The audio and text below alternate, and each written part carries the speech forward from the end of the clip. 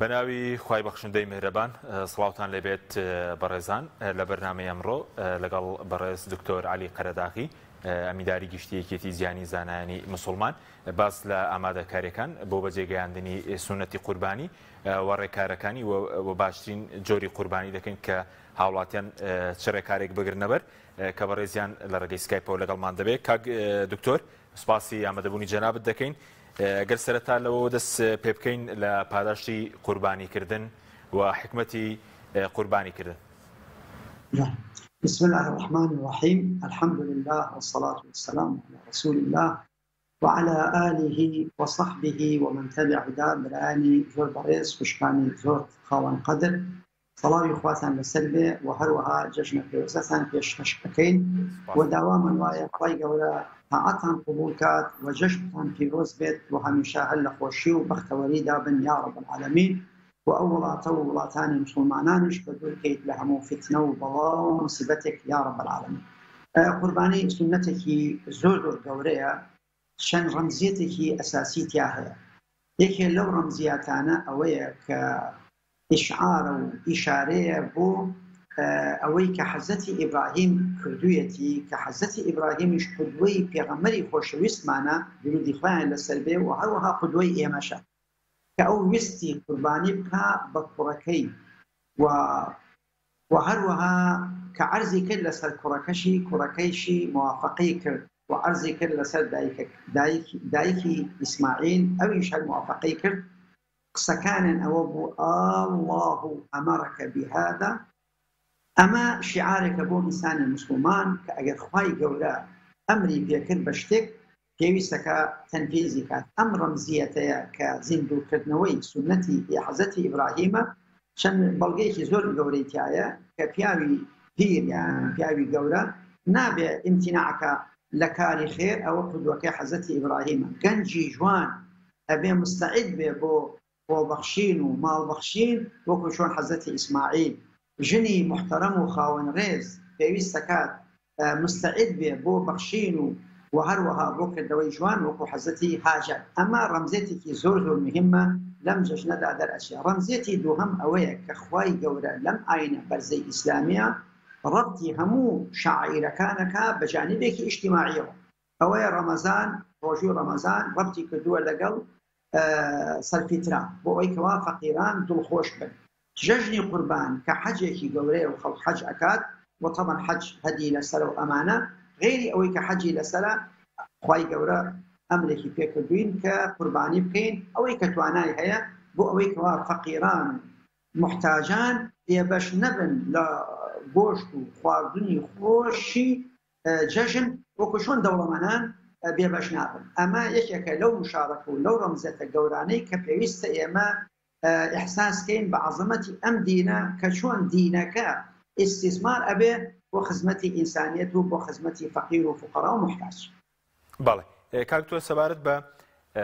پاداشتەکەی بڵێن جگە لە دنیا بڵێن کە ڕەنگە بێتەمای دڵخۆشکردنی و کەسێک کە خۆی قوربانی دەکات کە دڵی خەڵکی تریش خۆش دەکات ئەی بۆ دوا ڕۆژ پاداشتەکەی چۆنە؟ پاداشی زۆر گەورەیە یەکێک لەو پاداشانە ئەوەیە کە وەکو لە حەدیثێکە بەعام و دوای حەدیثێکی تریش خاص یەکەم سەدەقە و خێر و ئەمانە ئەبێتە سێبەر بۆ ئینسان لە ڕۆژی قیامەتە لەو ڕۆژە وترى الناس سكارى وما هم بسكارى ولكن عذاب الله شديد. خلق كأنه هو هم سرخوشن بس سرخوشنين بلام عذابي خوا خلق أترسي لي روجها توتا خوارة أو عالم العرقها غرق بوا لو روجدا إنسان شن محتاجة بسيبر إنسان لجر سيبري صدقك حشر أكي. أما يكم دو همش بعض أحاديث كتير شيء كخواي قورا أم حيواناني كوا سر أبري لقربانيا خواي أكا خواي قورا بو أكاد بو أويك أوكو شتيك وكو مركوب بالإنسان كأبيته هو أويك ديجي نتشوينك وعزيتي نبت. يعني باختصار أجر رمزيش بأم مسألة أويك لروج قيامتها أما سودك إنسان زور بيوستي بو قربانية أجركي وباداشكي ور أجريت جبل لوجك صدقة هموي بدد درجتها حوصد درجة. أما جانبك لقب أو جانبشا لجير سيبركياو وهروها استفادة كردن بو تسهيل يوكو مهمەی گەیشتن بۆ شوێنی مەحشەر و منشەر کە خۆی گەورە دایناوە و محاسبەی ئینسانی تیاکە. باشە کاکتۆر بۆ دنیاش ینی قوربانیکردنەوە کەسێک کە قوربانی دەکات وا دەکات لە ڕووی دڵ و دەروونەوە ئارام بێ و خەڵکانی تریش دڵخۆش کات و دڵ و دەرونیان ئارام کات؟ یەکەم قوربانی حقیقەتەن جزێکە لە واجباتی ئیسلامی کە ئیحساسەکەی بە وەکو بەدەنێکی یەکی ئێمە خۆی گەورە وەکو پێغەمبەری خۆشەویستمان خۆی گەورە ئەفەرمێ ئینەمە المؤمنون ئیخوە. ئەم برایەتیە لە ئیسلامە ینی بێماف نییە. یەکێ لە مافەکانی ئەوەیە کە ئینسان وەکو چۆن خۆی حەز ئەکات لە جەژنە نانی باشی هەبێ و گۆشتی باشی هەبێت هەروەها ئەبێ حەزکات بۆ فەقیر و فوقەرا و محتاجەکان. ئەمە ناحەیە. ناحەیە دووهەمیش ناحەیە ئیجتیماعی زۆر بتەو ئەکات کە فەقیرەکە تەماشا ئەکات دەوڵەمەندەکە قوربانی ئەداتێ خزمەتی ئەکات ئەوە ئەو حقد و حەسەد و ناڕەحەتی ئەگەر هەش بێ لا سامح الله لە دڵیا لا ئەچێت و هەروەها دەوڵەمەندەکەش تعود ئەکا زیاتر لەسەر بەزن و لەسەر عەطا ئەو کاتێ ئیقتیدا ئەکا بە پێغەمبەری خۆشەویستمان درودی خوای لەسەر بێت ئیقتیدا ئەکا بە سەحابەی پێغەمبەر صلی الله عليه وسلم کە هەموو مستعد بوون کە ماڵ و هەر شتێکیان هەبێت کە بیبەخشنەوە حتى ولو زۆریشان يعني ئیساریان هەبوو ويؤثرون على أنفسهم ولو كان بهم خصاصة بەڵکو لەوە زیاتر يعني خۆیان حرمان کردووە لەبەر خاتری فەقیر ويطعمون الطعام على حبه مسكينا ويتيما وأسيرا إنما نطعمكم لوجه الله لا نريد منكم جزاء ولا شكورا. أو حضرتي أبو بكر هم مالكي توزيع دابا في غمر صلى الله عليه وسلم بو بيستي فقراء محتاجة كان وهروها حضرتي عمر نوي مالكي وهروها صحابة كان. أما جزءك لو اقتدايا وجزءك لخوشويستي في غمر صلى الله عليه وسلم وجزءك لخوشويستي إنسان بو أمتكي بو مسلمانان إحساسي في أكيد وفي غمر فإن مثل المؤمنين في توادهم وتراحمهم وتعاطفهم كمثل الجسد إذا اشتكى منه عضو تداعى له سائر الجسد بالسهر والحمى. كيستكى مسلمان إحساسك باحتياجي بلا فقيركاني بلا راحتي بلا محتاجكاني أو مهمة أو كاتي إيمانك فعلا بقوة بين الضلاء إيمانك أبيث حقيقة نك مجرد قول. لحديث مسلم فرمي يعني ليس الإيمان بالتمني ولا بالترجي ولكن ما وقر في القلب وصدقه العمل. باشا كاكتور لروي أو كسك دبت قرباني بكات تواناي دارای چون به وای قربانی کردن بقر یاخود بقیس اوش دروست اگه کسک بکات قربانی بگمان جمهوری علماء و مذهب شافعی و حنبلی و مالکی بلاین و سنته یعنی شعیره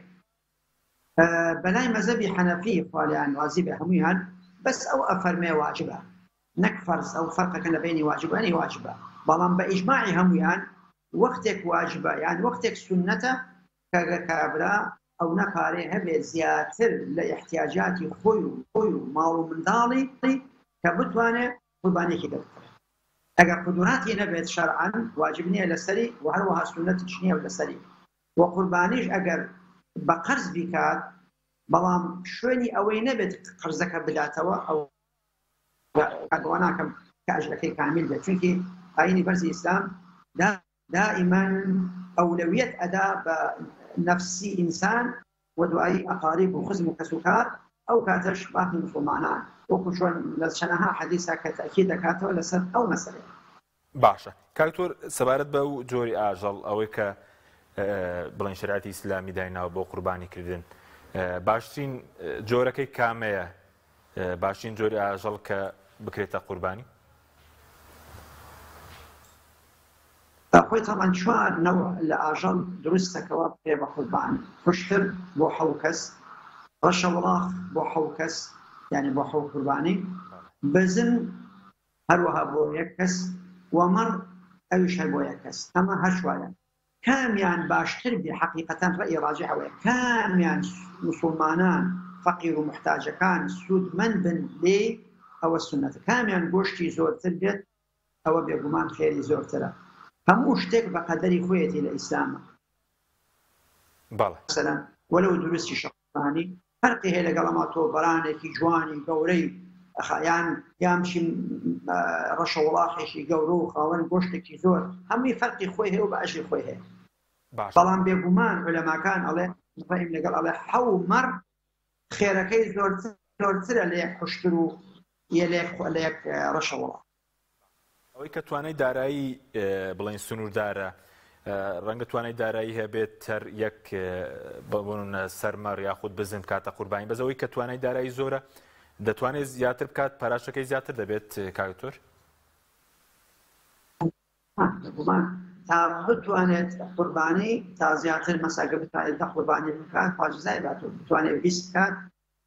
خواجزای باتەوە. پێغەمبەر صلی الله عليه وسلم جارێ 100 کرد 100 قوربانی لە وەختێک حەزەتی عەلی شتەکانی هاورد 100 خوشتری سەربڕی حەزەتی عەلی بەڵکو لە ڕیوایەتێکە 62 سەربڕی بەدەستی خۆی اینجا پاشەوە تەسلیمی حەزەتی عەلی. بەس کاکتۆر وەکو مەرجەکانی ئەوەیە کە نابێت ئەوانە نەخۆش بن مەرجی هەیە وای ئەو ئاژەڵانی کە بەرەز وتت وەکو مەڕ وەکو بزن وەکو ڕەشەوڵا وەکو وشتر بێگومان لە یەکێک لە شروطەکانی قوربانی ئەوەیە کە خاوەنی عیبێک نەبێت کە ئەو عیبەیە بێتە هۆی نوقسانی قیمەتەکەی یان نوقسانی گۆشتەکەی. ئەمە یەکەم. دووهەم نابێ نەخۆش بێت چونکی ئەگەر نەخۆش بوو بە تایبەتی ئەگەر نەخۆشیەکی عدوا بێت و تەجاوزکە ئەوە هەر دروست نییە بە هیچ شەکلە چونکی ئەو کاتە بێتە زەرەر هۆی زەرەر بۆ مسلمانان. پێغەمبەری فەرمێ صلی الله عليه وسلم لا ضرر ولا ضرار. ئێمە تۆ خێر ئەکەیت ئەگەر خێر ئەەکەیت ئەبێ باشترین حیوان من بەلام وایە باشترین شت ئەوەیە مسلمانان کە لە شوێنی ڕسمیە سەری بڕن وەکو مەقسەبەکان و دکتۆرە بەیتەڵیەکان ئشرافکەنە سەریان وەکو چۆن ئێمە لە ڕابطە ئەو قوربانیانە ئەکەین بەو شروتانە کە حکوومەت ئەیەوێت و ئەگەر حیوانێکی ڕەفز کرد ئێمە حیوانێکی تر ئەخەینە شوێنێ و خۆمان تەحملی ئەو حیوانە ئەکەین بە هەر شەکلێک بێت. مەفروض وایە کە مسلمانان التزام بکەن بە شروط صحی و بە مەرجی تەندروستی. کاکتۆر وەکو کاتەکەی چ کاتێک باشترین کاتەوە خێرەکەی زۆرەوە بۆ ماوەی چەند ڕۆژیش بۆ نمونەوەی کە فریان ناکەوێت لە یەکەم ڕۆژ قوربانی بکات بۆ ماوەی چەند ڕۆژ دەکرێت ئەم سونەتە ئەنجام بدرێت؟ دوای نوێژی وەختەکەی دوای نوێژی قوربانی کە نوێژی قوربانی کرد لە وڵاتەکەی خۆمانە لە هەر وڵاتێکی ترە دوایەوە وەختەکەی دەست پێ ئەکات تا ڕۆژی چوارەم بەعزێ لە زۆرلەما فەرموون تا عەسر بەڵام ڕاجح واتانە تا مەغریب یعنی ئەو شوار ڕۆژەیە بە کامیلی لە بەیانی تقریبا دوای نوێژی جەژن ئەمە وەختی قوربانیە تا ڕۆژی ئەخیر دروستە قوربانی تیان بکرێت. و بە ڕۆژ گونجاوە ڕێگە پێدراوە کاکتۆر؟ بە ڕۆژ و بەشەو بە ڕۆژ و بەشەو هیچ فەرقی باشترین کاتەوەی کە خێرەکەی لە هەمووی زیاتر بێت یەکەم ڕۆژە دوای ئەنجامدانی نوێژی قوربانی جەژنی قوربان یعنی یەکەم ڕۆژ لە هەمووی پاداشەکەی زیاترە وەکو پاداشت و خێر؟ وەکو پاداش قوربانیەکەیە بەڵام ڕۆژی یەکەم پێغەمبەر صلی الله عليه وسلم هەموو قوربانیەکانی لە ڕۆژی یەکەما کردووە. ئەو ڕەنگە خێری دلیل بێ لەسەرکە بەڵام درستیشە خاصەتەن ڕۆژی دووهەم ڕۆژی سێهەم تا چوارهەم دروستە بە تایبەتی ڕۆژی دووهەم زۆر مناسیبە چونکە ڕەنگە ڕۆژی یەکەم خەڵک مەشغول بێ ڕۆژی دووهەم سەر ئەبڕێ و قوربانی ئەکرێت ئەمانە. بەڵام ئەگەر کەسێک بۆ خۆی بیکات دوای نوێژەکەی کرد هاتەوە ماڵەوە و قەساب بێنێت و دوای شروط صحی تیابێت ئەوە ئەگەر بۆ شەکڵە بکات هەمان بێگومان خێرەکەی زۆرترە هەم ئیشراف کاتە سەر قوربانیەکە و ئەمە معنای وانەیە دروست نییە ئەگەر بینێرێ بۆ شوێنێکی ترەوە ئینشاءڵڵا قوربانی دروستە نەقڵ بێ بۆ شوێنێک کە محتاج بن هیچ بۆ یعنی فتوای جەماعیشی لەسەر نەک فتوای فەردی. ئەمە ئەگەر بۆ خۆی قوربانی کرد باشتر واتانێ دوای نوێژی جەژن بگەڕێتەوە و لە عائیلەکەشی ئاگای لێ بێت بۆی کەەوە ئەم سونەتەیە ینی ئیحیا بکرێتەوە زیندوو بکرێتەوە. باشە بەس پێش کە بەیانی بڵین سپەی جەژنە ناکرێت پێشتر سەر ببردرێت ئەو ئاژەڵی کە دەکرێتە قوربانی لە قسابخانەکان بێت ناکرێت وایە؟ ئەگەر بەر نەک پێش ڕۆژی جەژن ئەگەر پێش نوێژی جەژنیش سەر بڕا ئەوە قوربانی نییە. قوربانی ئەوەیە کە لەسەر ئەو وەقتی خۆی وەکو چۆن نوێژ وەقتی خۆی هەیە قوربانیش نوێژ وەقتی خۆی هەیە. جەژن مباشرەتەن هەتا وەکو ڕۆژی ئاخیر کە 4 ڕۆژ ئەکات. ئەمە ئەگەر کەسێ سەری بڕی پێش نوێژی جەژن یان پێش ڕۆژی جەژن ئەوە سەدەقەیەکە لە سەدەقات خێری سەدەقەی هەیە بەڵام خێری قوربانی نییە. باشە کاکتۆر وەکو ڕێکارەکانەوەی کە بەرەزوتت کە ئێستا ڕێکاری تەندروستی سەپەتای خوێنبەربوونی شەیە بەڵام سنووردارە هاوڵاتی چی بکە وەکو هاوڵاتی چی بکە و شێوازی سەربڕینەکەی وە پاراستنی پاک و خاوێنی و ژینگە لەو ناوچەیە دەبێت ڕەچاوی چی بکرێت؟ بێگومان ئاینی بەرزی ئیسلام لەگەڵ ئەوایە هەر شتێک زەرری هەبێ بۆ ژینگە یان مەسەرەن بۆ خەڵک لە تۆشی مەسەر تەرتیباتی بکەوە دوای مێشێکی زۆر و لەوانەیە نەخۆشیێکی زۆر دروست بێت ئەوە ئەبێتە هۆی زەرەر جا پێویستە کە شەرعەن ئەوە وەکو فتوایەک واجبە لەسەر ئەو موسڵمانە خۆشەویستانە ئەگەر کە قوربانی ئەکەن با ئیلتیزام بکەن بە مەرجی تەندروستی و هەروەها زەرەری نەبێت بۆ خەڵکی تر و هەروەها زەرەریشی نەبێت بۆ ژینگە. من کتێبێکم هەیە پێڵێن ژینگە دایکمانە لە حەقیقەتەن ئێمە کوڕی ئەو ئەرزەی لەو ئەرزە خوای گەورەی ئێمە دروست کردووە پێویست نییە دروست نییە کە ئێمە هەر شتێ بکەین زەرەری پێ بگەین. بەڵێ بەس وەکو سەربڕینێکە ئێستا لە قەسابخانەش سەری ببڕێت تەر هەمان پاداشیە چونکە ئایا و کەسێک کە قوربانی دەکە دەبێت خۆی وا باشە سەری ببڕێت چۆنە ئەو پرسە کاکتۆر؟ خۆی بێگومان ئەگەر خۆی سەری بڕێ و شروعی سەحی و مەرجی سەحی و زەرریشی نەبێت بۆ ژینگە ئەوە بێگومان باشترە. بەڵام لە عینی کاتیشە بە ئیجماع دروستە کە وەکیل الوەکیل کەالئەصیل یعنی مەسەن جەمعیاتی خەیری وەکیلە تۆ جەنابەت مەسەن پارەکەت داوە بە جەمعی فلان جەمعی رابطە جەمعی مەسەلەن فڵان ئەمە ئەوان وەکیلە ئەوان لە جاتی تۆ ئیشرافکەنە سەر کارەکە دروستە ئینشاءڵڵا هیچ گومانێکی تیانەیە بە ئیزنی رەب العالەمین بۆ بۆکردنی ئەو قوربانیە چونکی پێغەمبەر صلی الله علیه وسلم خۆی سەر بڕی کەسی کێشیدا بە حەزرەتی عەلی کە سەری بڕی.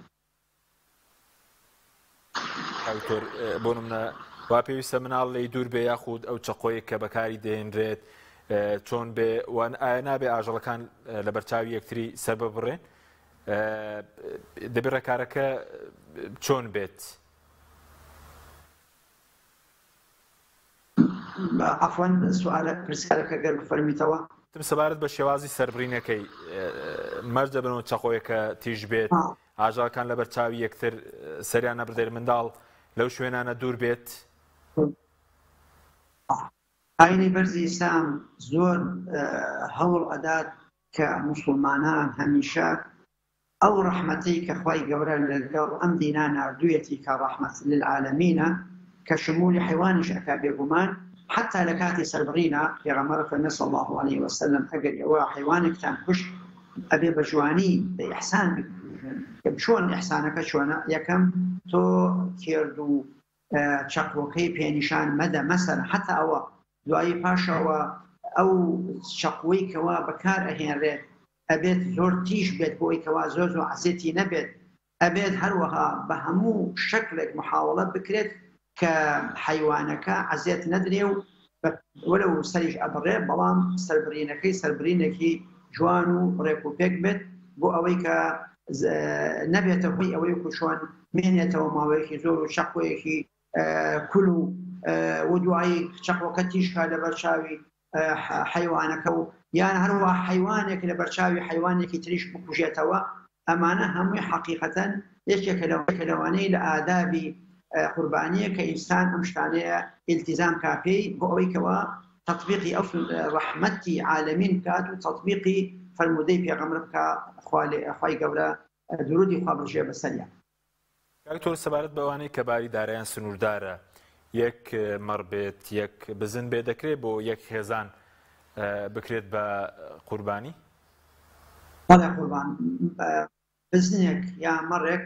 کافیە بۆ یەک عائلە مادام هەمویان بە یەکەوەن.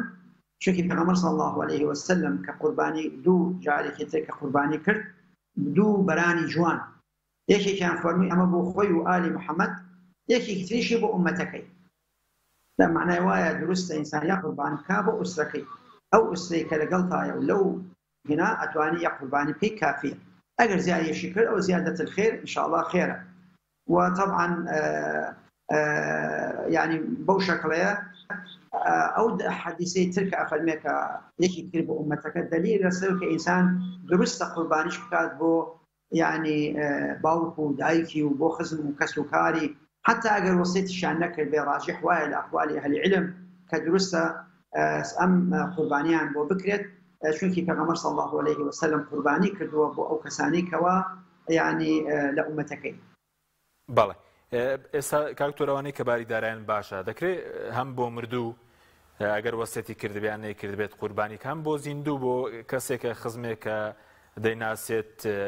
خۆی قوربانی بۆ بکات خۆی پارەکەی بۆ بدات دروستەوە؟ بەنسبەت مردووە ئەگەر بە تایبەتی باوک و دایک یەکگومان دروستە چونکی ئەولاد لە حەدیثەکە ئیمتیداد و کەسبە بۆ بۆ باوک و دایکی و هەروەها بۆ خزمانیشی دروستە ئەگەر قوربانیان نەکرد بە یان حتا کرد بێت شان تۆ دروستە بۆ مردوو ئەوە بە کورتی. ئەمما بۆ زیندوو تۆ ناتوانانی نیابەت بە تەنها بۆی بکەی ئەبێت پێی بڵێ ئەگەر پێت وت تۆ ئەو کاتە تۆ بیتە وەکیل یعنی مەسە کاکە فڵان من قوربانیەکەت بۆ ئەەکەم ئەڵێ باشە لەسەر سا ئەڵیان مەیکە ئەگەر وتی مەیکە دروست نییە ئەگەر وتی ئەو کاتە تۆ کە ئەنەهو وەکالەتەن بۆی کردووی ئەمما بێ ئێزنی خۆی و پرسی خۆی مادام زیندوو بێت دروست نییە. ئەی قوربانیەکە بکرێت بە چەند بەشەوە ئێستا بۆ کەسێک قوربانی دەکات لە بیکا بە چەند دروستە چەند بەشی بۆ نمونە بۆ خۆی بیگێڕێتەوە بۆ نمونە سەراژەڵێک دەکاتە قوربانی؟ بەشێکی بۆ خۆی دابنێت بەشێکیشی بۆ دراوسێ و ئەو خزم و کەس و کاری کە هەیە حتا وەلەو دەوڵەمەنیش بن بەشێکی بەلای کەمەوە کەمتر نەبێت لە ثلث کەمتر نەبێت لە یەک لەسەر سێ ئەبێ بیدا بە فەقیر و فوقەرا بە محتاجەکان بە قەدەری ئیمکان لەو دەور و بەرا بێت یان خارجی دەور و بەر بێت ئەبێ بیگەێنێت پێیان بەلای کەمیەوە بەش یعنی یەک لەسەر سێی قوربانیەکە ئەتوانێت بەشێکی سولسێکی بۆ خۆی دابنێ و ینی عائیلە و کەس و کاروانە سولسێکیشی بۆ دراوسێ و ئەو خزم و کەس و کاریکەوە لەو ئەطرافان سولسی سێهەم پێویستەکە. هەندێک لە عولەماشە فەرمێ ئەگەر قوربانیەکە نەزر بوو ئەبێت هەمووی ببەخشرێتەوە هەمووی ئەبێت ببەخشرێتەوە بۆ هین. بەڵام من ڕێیم وایە حتا کە ئەگەر نەزریش بێ دروستە بە قەدەری احتیاجی بۆ ماڵ و مناڵی دابنێت نەک سولس بە قەدەری پشکێک بۆ خۆی دابنێت ئەتوانێت بۆ خۆی دابنێت. وطبعا بێگومان شتێکی زۆر مهمە دروست نییە لە قوربانیە تۆ هەر جوزئێک لە قوربانیەکە بکەی بە قیمەت بۆ سەربڕینەکە. یعنی مەسا بۆ تە قەسابەکەن وەرە کاکەی قەساب ئەم حیوانم بۆ سەر بڕە تۆ پێستەکەی و سەرەکەی بۆ تۆ یان جگەر و دڵەکەی بۆ تۆ ئەوە دروست نییە ئەبێت تۆ پارەی بدەیت بۆ ئەی کەوا قوربانیەکەت کامیل بێت. باشە بە زۆکو پارە ئەگەر بۆ خۆت پارە بدەی شوێنی قوربانی ناگرێتەوە یاخود گۆشت بکڕی خۆت بۆ نمونە 50 کیلۆیە دەی بەشی وەکو قوربانی ئەوە قوربانی ناگرێتەوە؟ ئەمە ناخێت یعنی مەسەن تۆ بچی لە جاتی حیوانە سەربڕی بچی حیوانێکی سەربڕاو بکرێت و ئەوە خێرت هەیە خێری سەدەقەت هەیە بێگومان بەڵام خێری قوربانیت نییە. قوربانی دەرگایەکە میزانی خۆی هەیە سەدەقاتش دەرگایەکی ترە میزان و شروط و زەوابێتی خۆی هەیە. دابەشکردنی باشترین شێواز کە گۆشتی قوربانی دابەش بکرێت چۆنە لە هەر ناوچەیەک ئێستا لە هەندێک ناوچە گەڕک بێکەوە کۆ دەبنەوە دوایی ناونووسین هەیە و دابەشی دەکەن بەسەر خێزانەکان باشترین شێواز چۆنە بۆ ئەوەی کە زۆرترین خەڵک گۆشتی قوربانی پێبگات؟ وەڵاهی بۆ ئاهلی دێ ئەوەی کە جەنابەت فەرموو ئەوە بەڕاستی ڕەوشتێکی زۆر جوان و عادەتێکی جوان بوو. ئێمە لەبیرم هەیە لە نەوتی کە قوربانیانە کرد باوکم و ئافریقا ئەو خەسانەی تر هەرچی حیوان هەبوو کە خەڵک ئەویست سەریانە بڕی لە بەردەم مزگەوتەکە. ئینجا دوایی تەقسیمیانە کرد لەسەر ئەهلی دیەکە بە وەکویە چەند خۆش بەبێ فەرق. یعنی مەسەڵەن ئەوەی کە قوربانیەکەشی کردو، دوانیشی کردو، سیانیشی کردووە، هەر ئەوەی پێگەیشت وەکو فەقیرەکە. اینجا دوای ئەوە کە قوربانەکان ئەکرا، اینجا زیارەتی ماڵەکانن ئەکرد، خەڵک گۆشتی هەمووی گۆشتی جوان و خۆشی ئەکوڵان. چەند نمونەیەکی جوان بوو بەڕاستی، چەند نمونەیەکی برایەتی و خۆشەویستی بوو، چەند نمونەیەکی ئیثار و فەضل بوو، چەند نمونەیەکی ئەوە بوو کە هەموو کەس بەبێ جیاوازی کە وەکو یەک ئەمە ئەوە زۆر شتێکی بە ئەگەر وانە بێ بەلایکەمە خاصەتەن ئەمە تەمان لە دەی بچووکە ئەبێت، بەڵام لە شاری لە دەی زۆر زۆر گەورا و یان لە شار و لە قەزاوانە ئەمە قورسە بەلای کەمیەوە کولی ئەهلی مەنتیقەیە کۆ بنەوە و ئاوە بەو شەکڵە بکەن و ئەزانمەوە شتێکی زۆر زۆر جوانە و شتێکی زۆر مبارەکە و شتێکی زۆر زۆر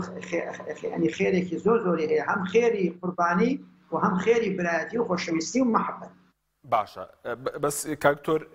شێوازی دابەشکردنەکەی بۆ نمونە کەسێک قوربانی دەکات لە گەڕەکێک، وا باشە بە تەواوەتی دابەشی کە بەسەر زۆرترین ژمارە یاخود حسابی ئەو بکە هەر ماڵێک چەند گۆشتی پێویستە؟ ڕاستە، خۆی ئەگەر بزانێت دوو بەشی هەیە، ئەگەر بزانێت لە ئەتراف و بەر قوربانی کراوە ئەم ماڵانەی دراوسێی بەشی ئەوانیشێت متەئەکید بێتەوە، ئەوە ئەتوانێت پشکەکە بچووک بێت. بەڵام ئەگەر زانی کە خەڵک نایەت، باشتر واتانێ پشکێک وا بێت کە تێری پێ بخۆت. یعنی تۆ یعنی نیم کیلۆیان بۆ ئەمێری عائلەیەکی گەورە چ ئیسفادەیەکی لێ ئەکەن. يعني حتى لو حديث لو قصي حضرتي عمر كأفراد إذا أعطيتم فأغنوا، أو دليل للسوي كإغناء يعني مهم شاولتين بيستك كيما يعني تيري عنك، يعني أجر اشتك ما نكر وابد كإسفاد. بلام أجر زاني ما جناب كردوت للمنطقة وبين شش كسيش لو منطقة كردويتي وهمي بس شكات أما خوشتر وابوكو عرض مكردن، يعني هموي كوكراياتو ولا بردمي مزقوتي محلكاو وأي توزيع كراي لسر همو أو زوزو خوش بو. أجر مشكلة أو كاتا درست تو بشك كان كم بيت شو كي أزاني تو بشك سي بشكي تريش لدرا ل شخص كان تريش وهي. باشا. بۆ دەوڵەمەند بۆ هەژاریش دەبێ بۆ دراوسێ کاکتۆر شێوازی دابەشکردنەکە نابێت جیاوازی بکرێەوە چۆنە؟ بێگومان ئەتوانی جیاوازی بکەی بەپێی عەدەد. یعنی مەسەڵەن عائیلەیەک تۆ دراوسەیەکە تێ خۆی و بەڵام خۆی و ژنەکەی، عائیلەیەکی ترێ ماشەڵڵا 10 منداڵی هەیە، ئەمە تۆ بفەرق هەیە لەمانە شەرعەن. ئەمە ئەوەی کە مێردەکەیەتی تۆ ئەتوانی کەمی بدەیتێ، ئەوەی کە 10 کەسە ئەبێ حەقی ئەوەی بێتی کە بتوانن بەلای کەمیەوە تێر بخۆن. بۆ دەوڵەمەندیش دەبێ بڕوات قوربانی؟ درستە قوربانی بەشێک لە سێ بەشەکە، یان یەک لەسەر سێ درستە بۆ دەوڵەمەندش بچێ مادام لە ئەتراف و بەری تۆ بێت، نەک تۆ قەستت کرد بێ بەخصووسی. ئەی مەسەڵەن تۆ دەوڵەمەندە دراوسێت هەیە دەوڵەمەند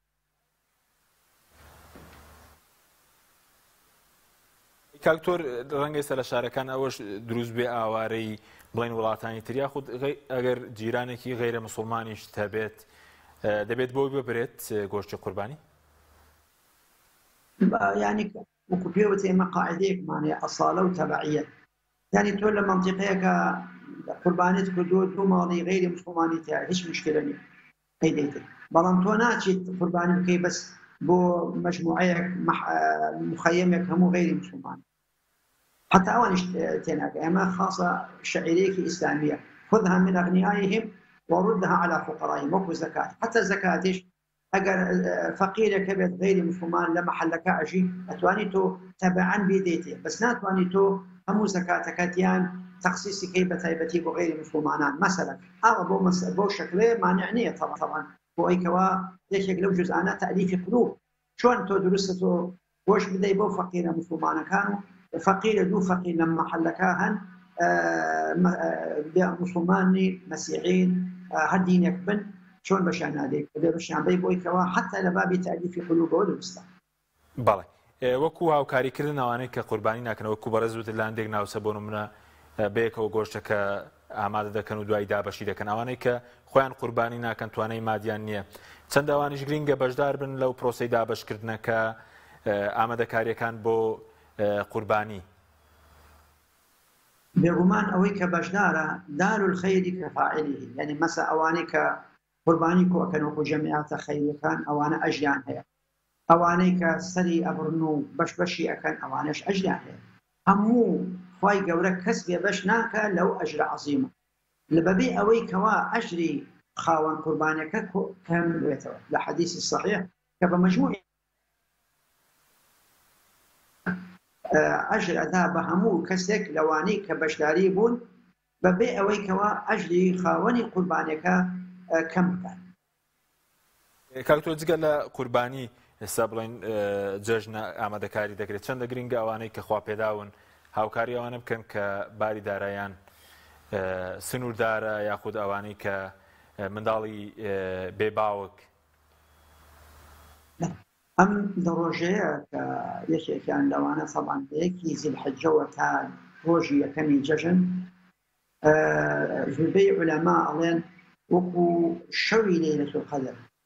بعضەکەڵێن گەورەترە لە دەی ڕەمەزان بەس من تەحلیلم کردووە بە پێی ئەحادیث و ئەدیلە گەورەی ڕەمەزان بۆ شەوەکانێتی سوبحان الله دە شەوی ڕەمەزان لە هەموو شەوی دنیا خێری زۆرترە لەیلەتول قەدریش کە شەوەکەی لە هەموو شەوێک بەرەکەترە لەم دە ڕۆژەشە کە ڕۆژەکان لە هەموو ڕۆژێک بەرەکەتی و خێری هەیە ڕۆژی عەرەفە وەکو لە حەدیث ئەعظەم یەومە گەورەترین ڕۆژە لە هەموو ڕۆژانی جیهان لە هەموو ڕۆژانی ساڵەکان حتا لە ڕۆژی لەیلەتول قەدر نەک لە شەوی لێ ئەم گەورەترە جا عەمەلی صالح لەم دە ڕۆژە لە هەموو وەکو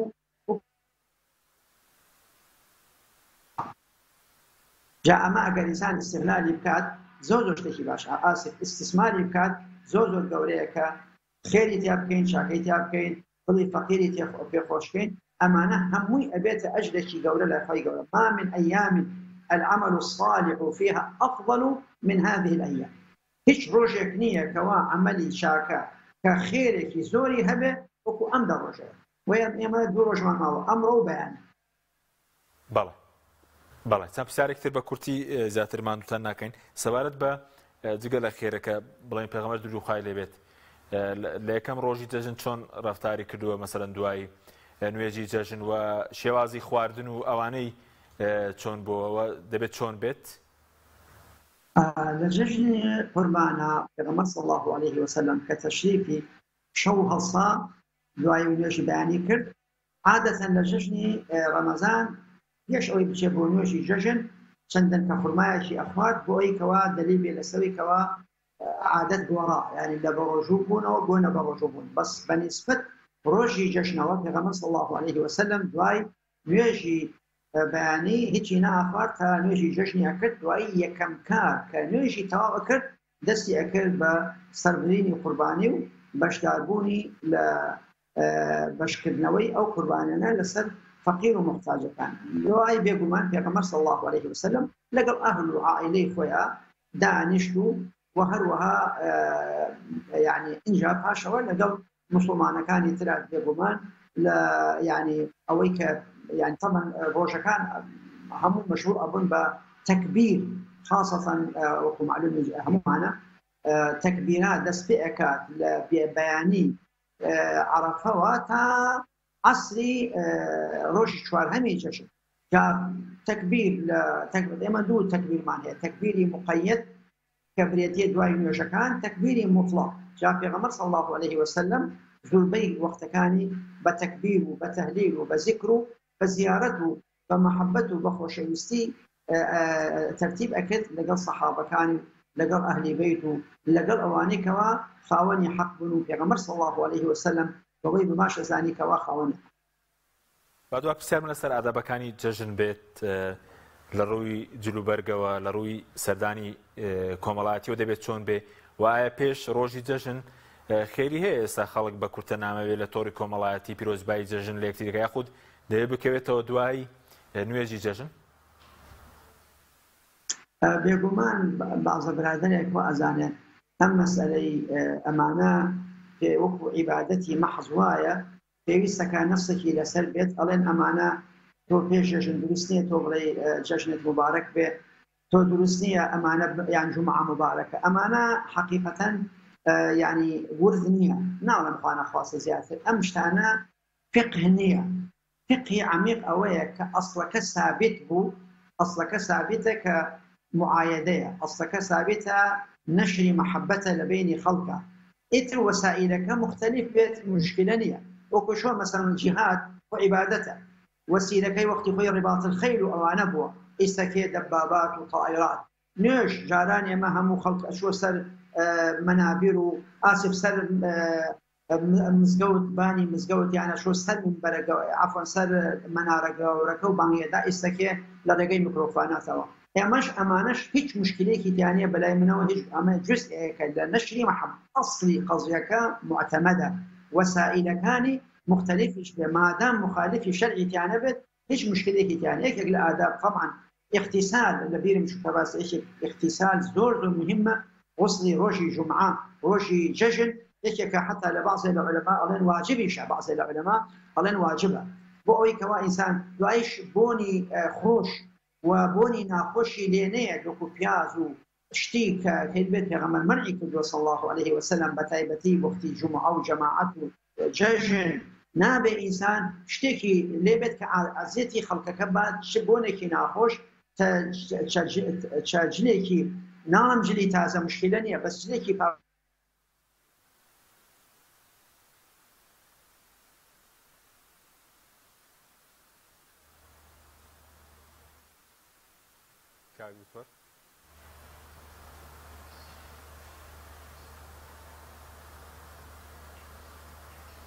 کاوتۆر بەڵێ دیارە کاوتۆر پەیوەندەکەی لەگەڵمان نەما سوپاسی دەکەین دیارە کاتی بەرنامەکەشمان هەر تەواو بوو بەڵێ سوپاسی دەکەین کاتی بەرنامەکەشمان تاوە زۆر سوپاس بۆ پرۆفیسۆر دکتۆر عەلی قەرەداخی کە لەم بەرنامەیە لەگەڵمان بوو سوپاس بۆ بینەرانی بەڕێز سوپاس بۆ هاوکارانم خواتان لەگەڵ